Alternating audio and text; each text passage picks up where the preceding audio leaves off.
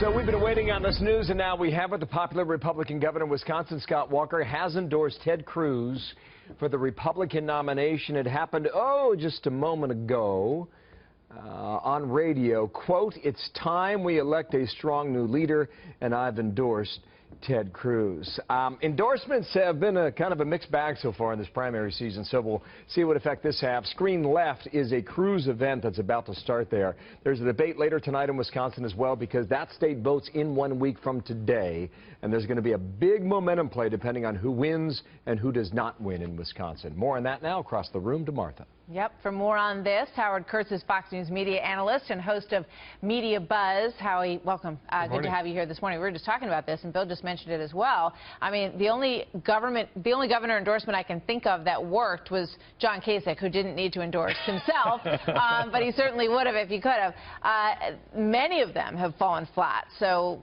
Good news, bad news? The media love endorsements. Most voters don't care. Yeah, and this is another example of an establishment Republican figure closing ranks against Donald Trump by taking Ted Cruz as sort of the last man standing. But also, Scott Walker, as we'll recall, went nowhere fast in the presidential campaign himself. So doesn't hurt. It's like chicken soup, but I don't think it does much to shake up the race in Wisconsin. Yeah. You wrote a piece this morning just focusing on the vitriol that we have seen in this race.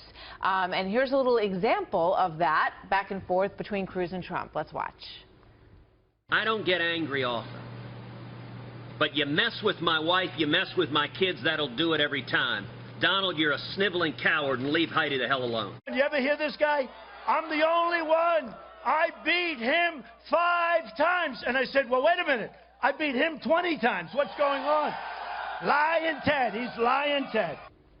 Unbelievable. I mean, yeah. Don't mess with me, Martha. But is it? I mean, you know, is this anything new? When you look back over the course of campaigns, they've always gotten pretty nasty at one point or another. Campaigns have always gotten nasty, but right now, if Ronald Reagan's '84 campaign was Morning in America, that was the theme. We are in the middle of a political hate fest. And it's easy for us in the news business to blame it on the candidates because Trump and Cruz are really going at it over wives, nude pictures, alleged mistresses, and all of that. But, you know, the media contribute to this too, and every time I look at an op-ed page or a website or watch cable news for any period of time, when was the last time you heard anybody write or say something positive about one of the candidates? It just seems to be reflecting maybe the snarky and mean-spirited tone of the Twitter age culture, but it seems to be almost all negative right now. Yeah, I mean, let's look at what Rich Lowry says about John Kasich, because it seems like he's the one who's making the effort to sort of play that role. Nice guy, above the fray, right. This quote is, Governor Kasich is still out on the trail, running a delusional vanity project, masquerading as a presidential campaign.